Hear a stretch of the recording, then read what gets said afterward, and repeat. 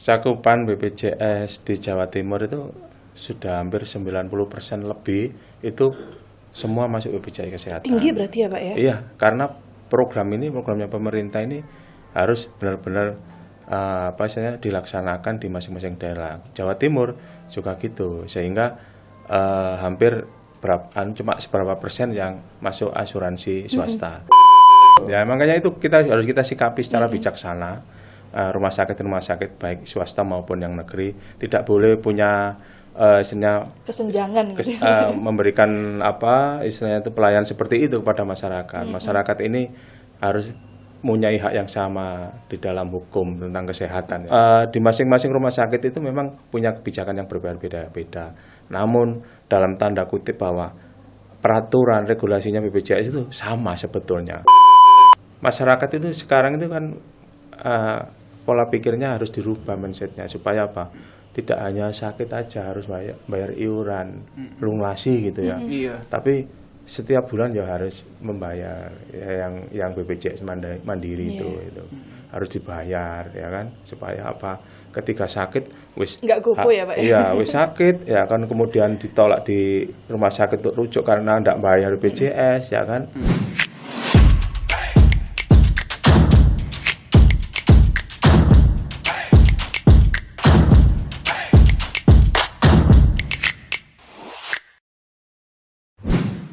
Kembali bersama dengan kami Podcast Kios Koran dari Titik Kreasi Production, sebuah ruang penyiaran yang netral, non-profit dan juga independen, berbicara apa adanya. Suara masyarakat kami suarakan, fakta kami jaga.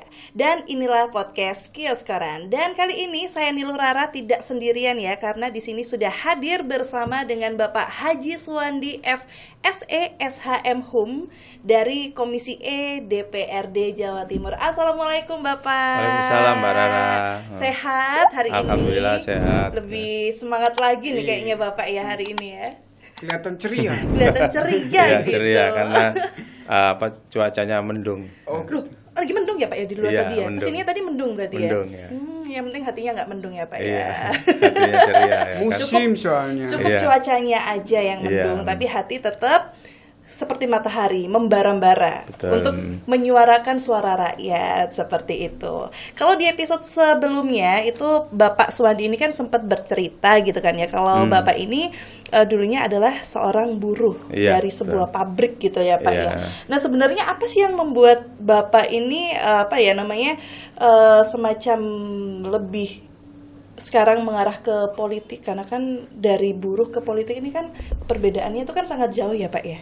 Iya. Dulu Bapak cerita kalau ada aksi Pak, demo buruh di bulan Mei, terus tapi sekarang menjadi DPRD, perwakilan rakyat. Nah ini sebenarnya apa sih yang membuat Bapak ini berpindah dari buruh ke politik? Ya, terima kasih Mbak Rara ya. Sebelum kita berbincang seperti yang disampaikan oleh Mbak Rara, kami sampaikan selamat pagi buat masyarakat Jawa Timur. Salam sehat selalu dan tetap jaga kesehatan, dan mohon untuk didoakan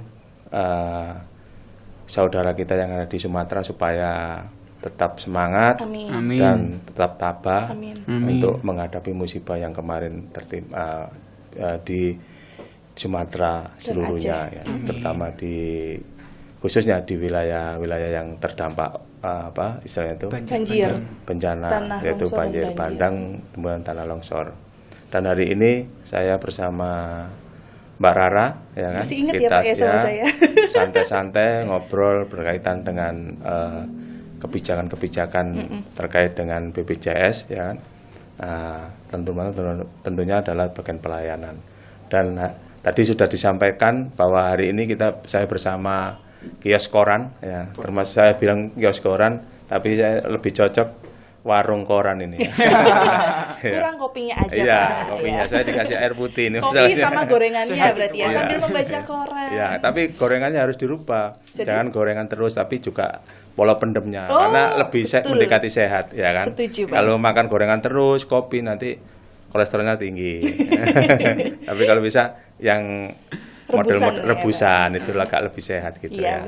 Kembali kepada Alam. alam ya kan ya itu Mbak Rara, terkait kenapa saya kok tiba-tiba terjun ke dunia politik.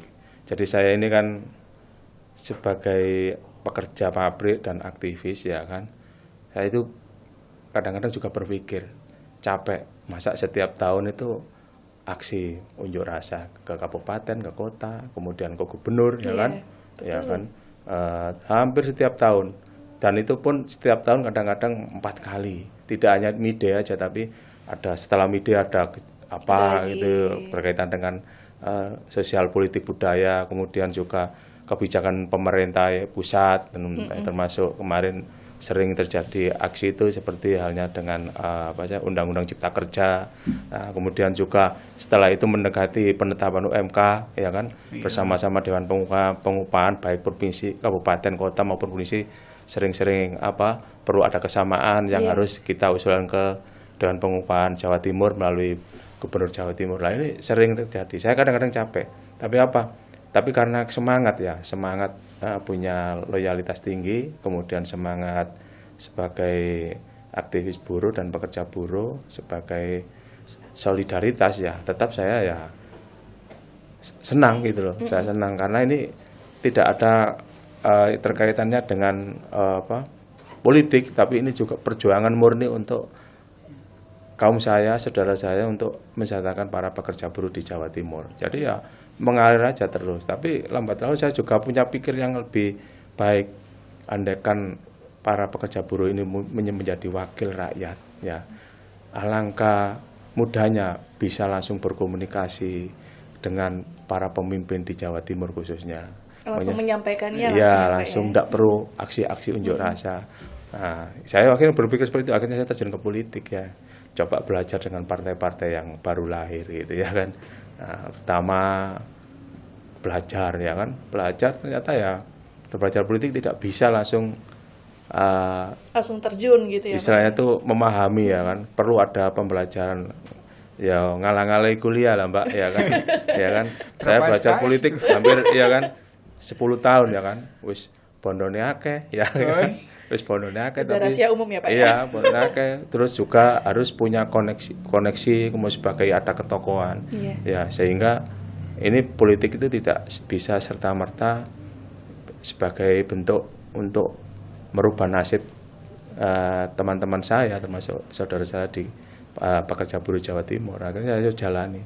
Bahkan saya sudah beberapa kali saya nyal nggak jadi ya kan. Ya kan. 2 kali nyalek gak jadi, kemudian ketiga kalinya nyalek lagi, alhamdulillah jadi. Keempat kalinya ya baru jadi lagi ya. Oh berarti ini keempat kalinya. Keempat kalinya. Di mana? Kabupaten atau provinsi? Kabupaten 1 kali, provinsi 3 kali. Ya, gitu. Dan ini pun kendaraan yang saya tumpangi ini ya kendaraan dari Partai Nasdem yang dulu merupakan bukan partai tapi Ormas Nasional Demokrat ya kan. Jadi habis itu lahir dari partai, berbentuk partai. Saya mulai terjun masuk itu gitu. Ya inilah kendaraan saya sekarang ini. Gitu. Dari Korlap ke Ormas. Iya, betul ya.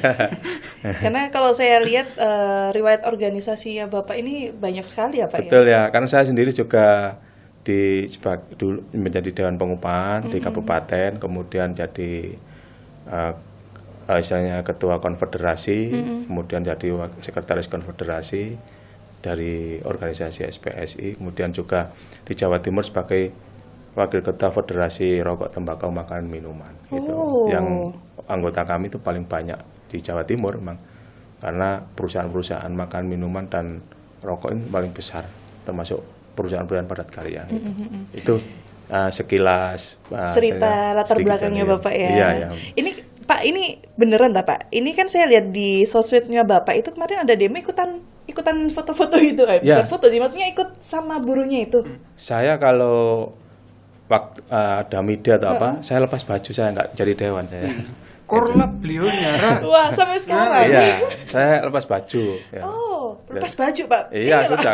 Maksudnya baju kedewanan ya. Oh, berarti. Ya. Saya lihat itu agendanya teman-teman. Ini mau kemana? Oh, Gerahadi. Malah habis Gerahadi ke gubernuran. Kalau gubernuran ke DPRD Provinsi Jawa Timur lah. Kalau DPRD Provinsi saya harus bawa baju 2. Baju sebagai pekerja buruh dan jadi ketika teman-teman ini langsung mau ada aksi juga ya ke DPRD saya. Saya harus ganti baju karena yang nerima juga saya nanti gitu loh.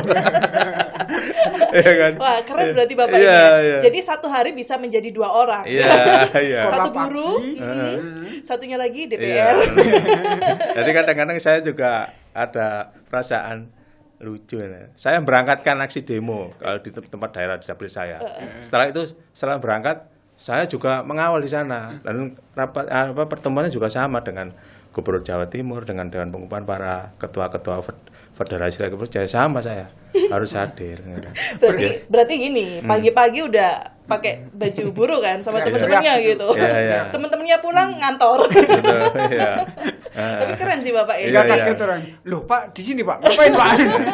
Loh, ternyata ordal. Iya. Makanya tadi saya lihat loh, kok ikut demo gini Bapak. Keren. Berarti emang benar-benar memang beliau ini terkenal sebagai orang yang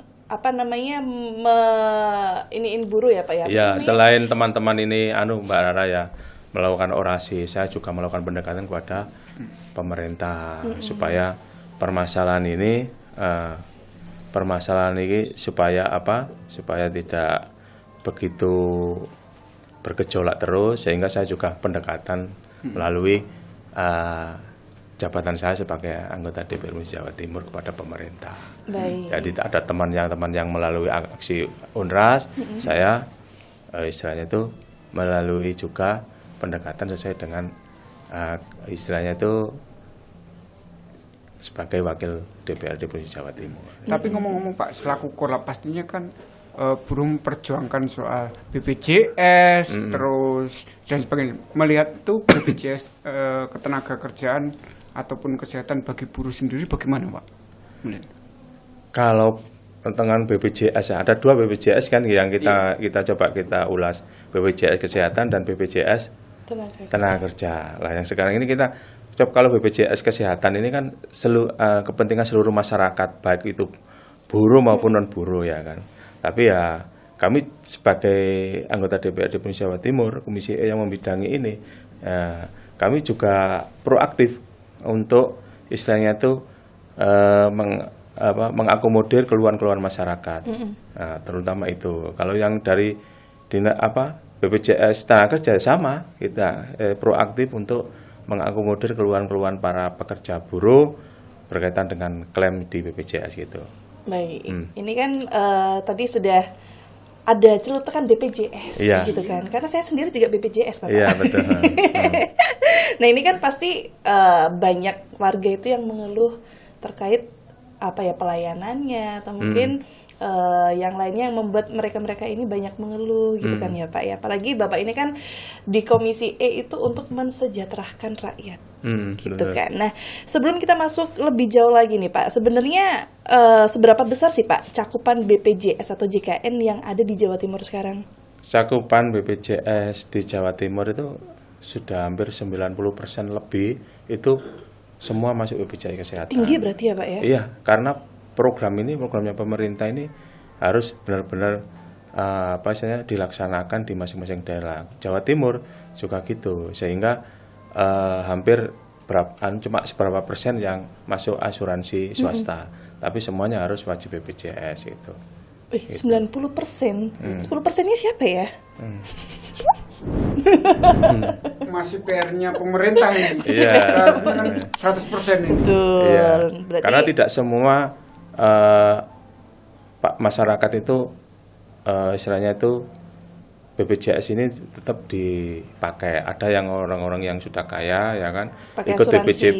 BPJS cuma hanya sebagai persyaratan aja, tapi pemakaian tetap memakai asuransi yang selama ini dipakai gitu. Iya. Itu yang berkaitan dengan kesehatan ya kan. Betul. Nah, ini bisa sedikit dijelaskan nih Pak. Karena kan tadi Bapak bilang kalau di Jawa Timur ini 90% ya, ini kan cukup tinggi gitu kan ya Pak. Kenapa sih masih banyak warga yang merasa layanan BPJS itu masih mengecewakan? Misalnya pas lagi ngurus administrasi itu betul. Kadang disuruh nunggu lama, kadang belum waktunya pulang sudah dipulangkan. Iya. Itu gimana nih Pak? Jadi itu kan kalau BPJS ini ya banyak kasus ya. Iya. Tapi kasusnya pertama pertama kurang pemahaman, pemahaman tentang misalnya itu regulasinya BPJS. Yang kedua banyak juga yang pihak penyedia jasa kesehatan ini kurang bisa memberikan pelayanan yang baik, kurang bisa memberikan penjelasan sehingga ada konotasi bahwa BPJS ini ruwet gini-gini. Memang begitu banyak. Akhirnya pengaduannya kemana-mana, salah satunya pengaduan ke kami, ke saya gitu loh. Berarti sebenarnya nggak perlu diaduin ke sosial media ya, karena kan sekarang banyak yang bikin konten itu Pak. BPJS versus nggak pakai BPJS. Kalau BPJS itu sakit apa?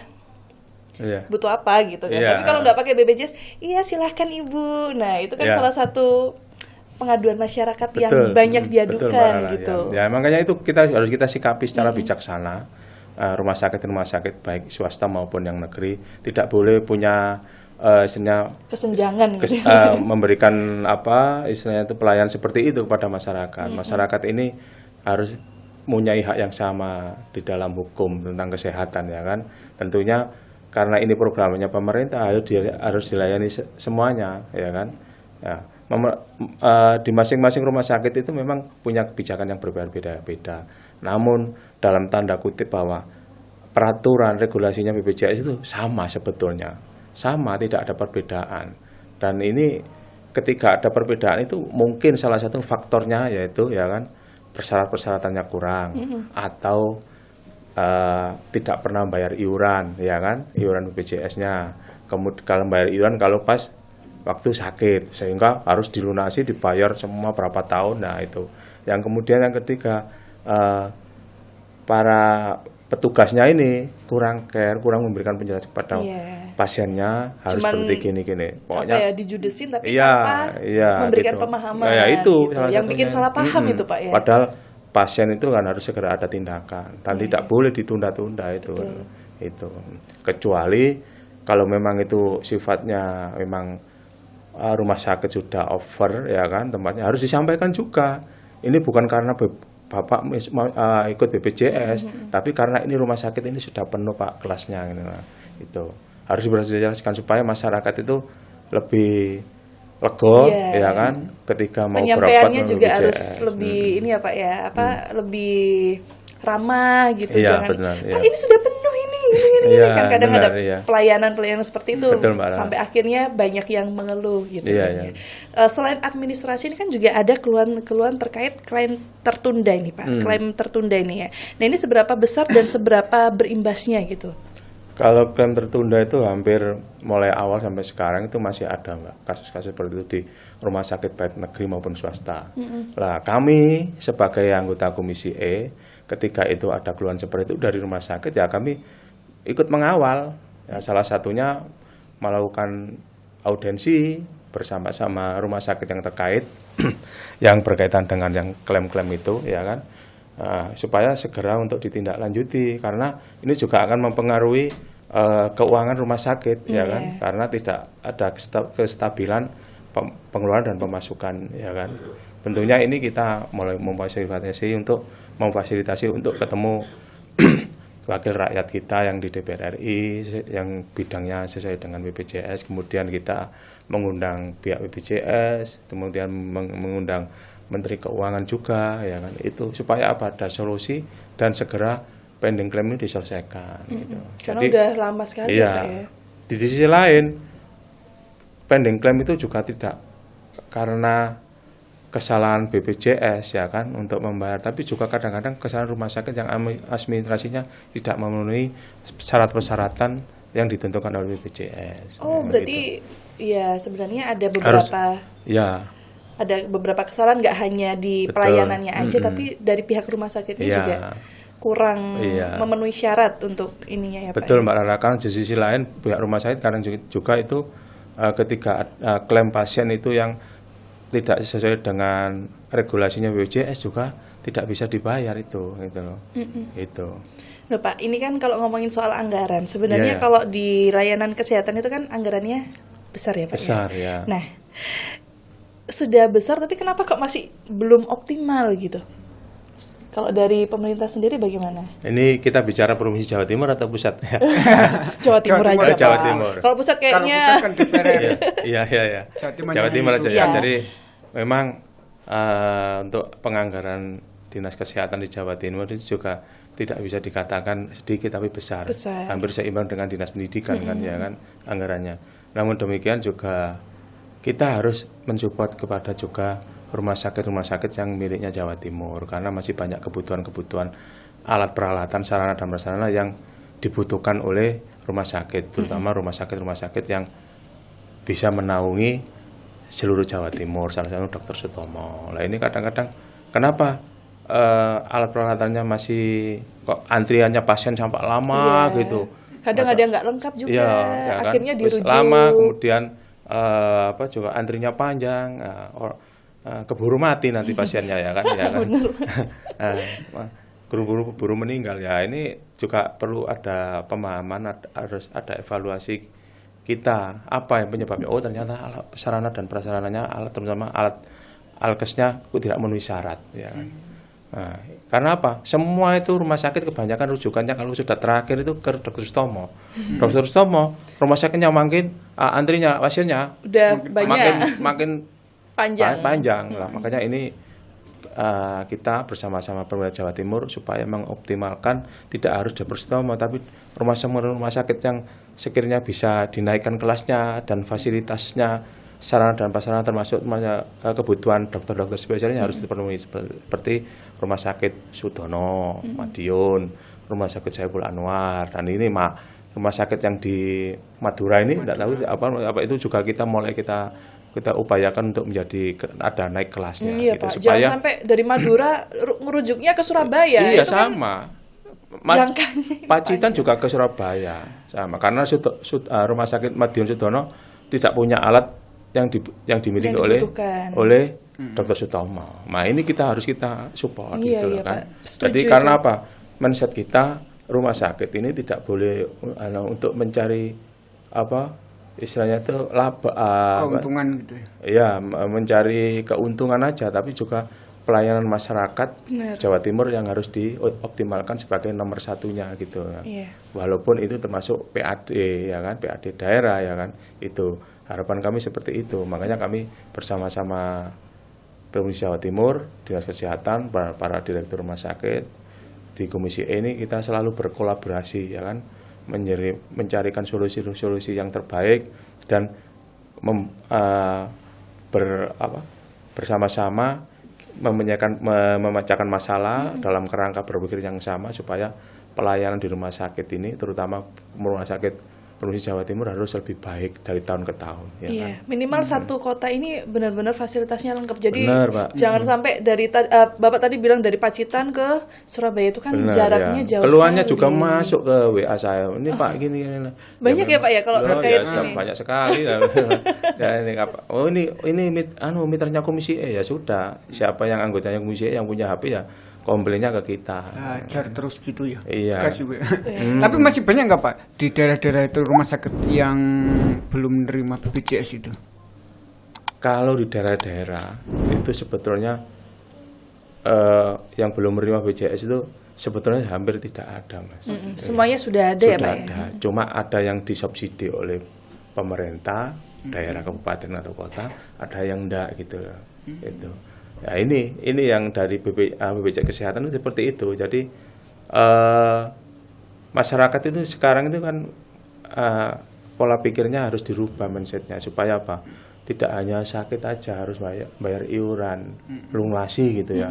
Tapi setiap bulan ya harus membayar ya, yang BPJS mandiri itu harus dibayar ya kan supaya apa? Ketika sakit wis nggak gopo ya Pak ya? Iya, wis sakit ya kan kemudian ditolak di rumah sakit untuk rujuk karena tidak bayar BPJS ya kan.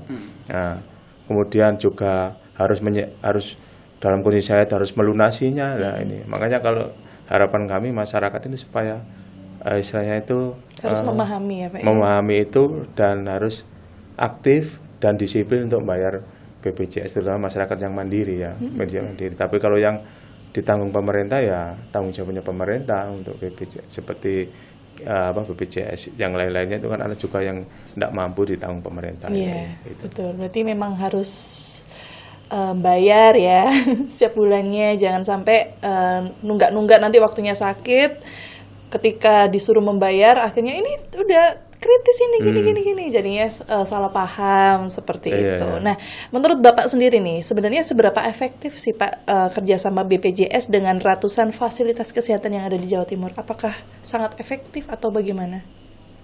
Kalau untuk BPJS Kesehatan ya, ini berbicara BPJS Kesehatan itu kalau saya melihat dan memahaminya itu ya kerjasamanya ya sesuai dengan regulasinya ya efektif. Tapi ya di sisi lain kendala-kendala tentang administrasinya mungkin kadang-kadang ada kendala seperti itu gitu.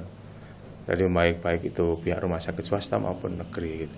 Itu Mbak. Nah, kalau sebelumnya nih Pak, ini kan dengar-dengar tadi Bapak sempat bercerita di luar Iya. gitu kan ya. Kalau dulu itu kan kelas-kelas inapnya itu ada kelas 1, kelas 2, kelas 3 gitu Benar. kan. Kalau sekarang ini sudah digantikan ya Pak ya untuk kelas rawat inapnya itu. Iya, sudah tidak ada kelas 1. Rencananya itu akan sudah diterapkan rencana ini. Oh, sudah diterapkan. Iya, Sudah. tapi rumah sakitnya belum siap kayaknya. Karena harus sesuai dengan regulasinya itu gitu. Apa saya namanya yang sekarang ini Kris tadi itu ya Kris ya betul ya. Kemarin tapi ada itunya nggak Pak sih perbedaannya nggak sih antara kelas-kelasnya sama Kris itu? beda. Pasti beda ya. Jadi sudah tidak ada kelas 1, kelas 2, kelas 3. Jadi Kris itu adalah standar rumah sakit, ruang kelas untuk rawat inap gitu. Kris itu. Jadi jaraknya harus berapa meter? Oh, ini harus 2 meter. Harus ada kamar mandi sendiri, kemudian harus ada AC-nya, ventilatornya apa, kemudian ruang tunggunya harus jelas itu. Nah ini sekarang kalau tidak gitu nanti kalau sudah diterapkan tidak bisa ngeklaim nanti ke BPJS. Ya. Nah, makanya ini kesiapan di rumah sakit ini masih belum bisa 100% siap. Cuma menyiapkan aja ini harus direnov seperti ini, kemudian yang biasanya kamarnya itu 1 ruang 3 akhirnya menjadi 2 berapa? ya kan. Karena ruangannya harus lebih luas gitu, sesuai standar yang diberikan oleh regulasi dari BPJS. Nah, ini sekarang ini kita dukung rumah sakit tetap optimal, Harus siap ya, semangat, Pak, ya? siap ya karena ini programnya pemerintah harus ada tahapan-tahapan untuk menyiapkan itu model kris itu gitu.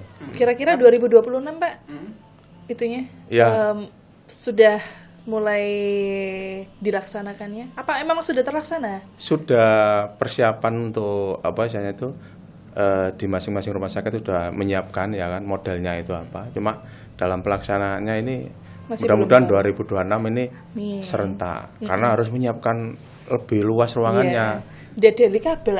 Iya benar. Launching terbaru Iya. tadi. Iya, Benar. tapi kan memudahkan masyarakat ya yang tadinya 1 kamar ada 4, sekarang udah 2 itu kan. Iya. Maksudnya tidak seberisik Iya. yang sebelumnya Iya, gitu, iya, tidak iya. mengganggu lah, Betul, tidak mengganggu Mbak. yang sakit. Nah, Iya. kira-kira nih Pak, mungkin di dapilnya Bapak sendiri di Mojokerto ataupun di Jombang, Betul. apakah Iya. ada kasus nyata gitu kan ya, yang baru-baru ini menunjukkan kegagalan layanan BPJS di dapilnya Bapak aja? Alhamdulillah Mbak Rara, sepemahaman kami terkait dengan tugas dan fungsi saya untuk istilahnya mengevaluasi di dapil saya tidak ada seperti itu. Belum ada Belum atau ada. tidak ada Pak? Tidak ada, hampir tidak ada, ya kan? Kami melihat pelayanan BPJS sesuai dengan regulasinya masing-masing, gitu. Namun yang paling banyak itu tadi yang kembali pada permasalahan bahwa ada miskomunikasi tentang memberikan pelayanan kepada pasien, sehingga pasien itu langsung kompas ini Anda aja WA ke dewannya gitu. Ternyata memang tidak memberikan pemahaman yang jelas. Pengetahuannya masih minim Betul, gitu ya Pak ya? Ya, itu. Dan sisi lain juga banyak juga masyarakat yang enggan disiplin untuk membayar BPJS hanya karena waktu sakit mau opname baru dilunasi. Ya, itu. Ya, masyarakat memang gitu. Iya. Saya pun juga gitu. Nggak boleh kayak gitu. Iya. Tapi walaupun ada BPJS, semoga Iya. kita semua sehat-sehat semua Iya, ya Pak ya. iya. Tapi di sisi lain BPJS ini kan ada dua, namanya BPJS Kesehatan itu kan ya. Di BPJS Kesehatan ini hampir lebih tidak ada masalah ya kan. Paling salah satunya ketika klaim PHK ya kan itu. Kemudian jaminan hari tua, karena program BPJS Kesehatan ini juga banyak. BPJS Tenaga Kerja ini dukungannya banyak ya kan. Dan ini tapi serapannya tidak sama dengan BPJS Kesehatan. Kalau BPJS Tenaga Kerja ini banyak pekerja-pekerja, terutama pekerja outsourcing loh ya, itu hampir 50% tidak didaftarkan di BPJS Kesehatan, BPJS Tenaga Kerja gitu. Itu. 50 berarti setengahnya ini. Iya. Kalau 50%. Yang outsourcing loh ya, karena ya tidak tahu saya kebijakan kenapa kok. Karena saya melihat di tempat daerah saya banyak pekerja outsourcing itu tidak punya jaminan BPJS Tenaga Kerja. Ketika kecelakaan gitu kasihan. Iya. Ya kan harus biaya sendiri. Padahal kalau kecelakaan kan harus masuk ke BPJS Tenaga Kerja kan. Iya. Dan itu yang harus PR buat kami untuk supaya 100% ya Pak ya? Iya, supaya haknya pekerja outsourcing terutama itu benar-benar diberikan normatifnya, yaitu hak-hak tentang BPJS Kesehatan dan BPJS Tenaga Kerja. Ya mudah-mudahan. Itu sudah menjadi usulan Pak. Apa? Untuk yang tadi kan Bapak sempat PR. Iya. Sudah menjadi usulan. Usulannya bertahun-tahun, tapi penyelesaiannya enggak tidak ada penyelesaiannya. Penyelesaiannya sampai sekarang juga masih ada seperti itu. Jadi ibarat itu diselesaikan satu tumbuh 100. Makanya kan saya sebagai aktivis buruh, pekerja buruh itu kasihan kalau pekerja-pekerja outsourcing itu. Ada PT yang belum bisa memberikan tanggung jawab yang lebih baik. Makanya ini kan tugas saya bersama-sama dinas terkait gitu. Nah Pak, ini kan sebenarnya tadi kalau dari awal sampai sekarang ini kita cerita terkait aduan-aduan masyarakat, terus Bapak sendiri sebelum ini juga bercerita kalau ada yang masih 50% belum memiliki BPJS Tenaga Kerja. Nah, sebenarnya resiko jangka panjang kalau permasalahan ini tidak segera diperbaiki itu apa resikonya selain apa ya, menjelekkan nama pemerintah ya Pak ya, itu kan sudah termasuk ya. Nah, ini selain itu apa? Kalau resiko jangka panjangnya pasti istilahnya itu akan membuat situasi kurang baik, salah satunya berpengaruh pada sosial, politik dan kebudayaan ya kan. Ya ini juga akan berpengaruh gitu. Karena apa? Nah, pertama kalau BPJS Kesehatan itu kan hak untuk masyarakat Indonesia untuk mendapatkan kesehatan dan layanan yang sama. Kemudian kalau BPJS Ketenagakerjaan itu sudah ada diatur di regulasinya tentang ketenagakerjaan di Undang-Undang Cipta Kerja. Nah kalau itu sampai tidak terrealisasi, ternyata masih banyak aja yang tidak disiplin untuk menerapkan, ya mau tidak mau ya kita akan terima. Salah satunya setiap tahun ada aduan. Kalau ada aduan, ada aksi demo. Nah, iya, ya kan? Harus ya. Apa ya? Itu permasalahannya kenapa Pak? Apakah perusahaannya tidak mau mendaftarkan atau memang kan banyak cara kan, misalnya dipotong gaji. Benar. Gitu. Jadi kalau di BPJS Kesehatan itu harus berdasarkan UMK. Kalau pekerjaan itu tidak dibayar UMK, tidak bisa masuk daftar di BPJS Kesehatan. Iya, kesehatan menolak di BPJS Kesehatan. Ini regulasi seperti itu dan saya pernah mendampingi, tidak boleh. Tapi kalau bisa disiasati, salah satunya ya sudah dibayar UMK aja. Dibayar sesuai dengan UMK-nya. Walaupun pekerjaannya itu tidak dibayar UMK gitu kan ya. Kita bayarnya itu bisa juga karena di situ kan ada istilahnya itu subsidi silang gitu. Nah, kalau BPJS Ketenagakerjaan sama juga.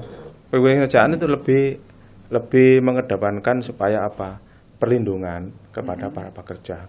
Walaupun tidak sesuai dengan UMK, bisa didaftarkan di BPJS Tenagakerja, termasuk jaminan kecelakaan kerja, kemudian jaminan pensiun, jaminan kesehatan kerja, ya kan, sangat boleh itu, dan itu subsidi silang.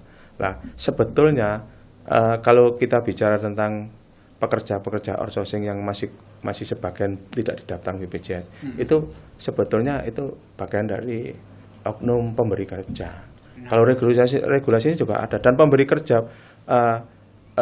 para PT pekerja outsourcing itu sebetulnya sudah paham.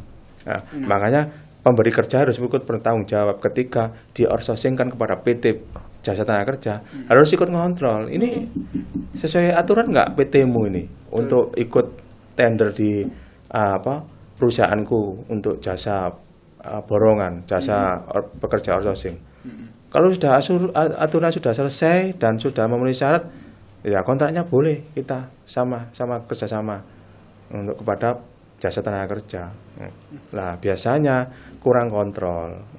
Tapi sudah diberikan fasilitas. Setiap pekerja harus mempunyai hak yang sama, terutama tentang hak tentang kesehatan, layanan kesehatan, kemudian juga gaji yang layak, serta haknya salah satunya yaitu sebagai normatifnya selain gaji yaitu jaminan kesehatan kerja dan jaminan kecelakaan kerja, jaminan pensiun, dan semuanya itu sudah diatur. Tapi kenyataannya juga masih banyak yang tidak melakukan. Karena apa? Gajinya minim.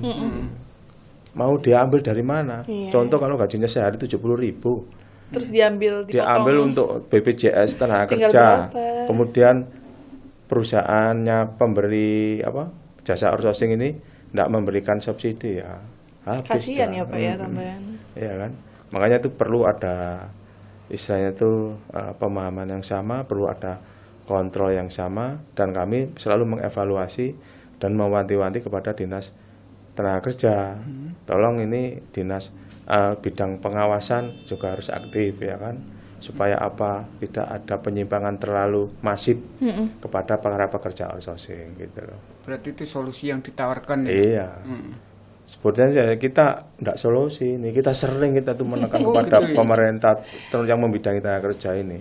Kalau penemuan makanya pernah aksi kan berkali-kali kan hapus tenaga outsourcing itu karena undang-undang outsourcing itu tidak sesuai dengan hak-haknya pekerja, dan itu pun sudah tidak sesuai, tapi tidak sesuai dengan budaya kerjanya di Indonesia. Di sisi lain banyak penyimpangan, tapi tidak menutup kemungkinan para pemberi kerja PT Jasa Tenaga Outsourcing itu juga banyak yang sudah memenuhi persyaratan, ya dibayar UMK, diberikan THR, jaminan pensiunnya ada, sama dengan pekerja yang PKWTT gitu ya.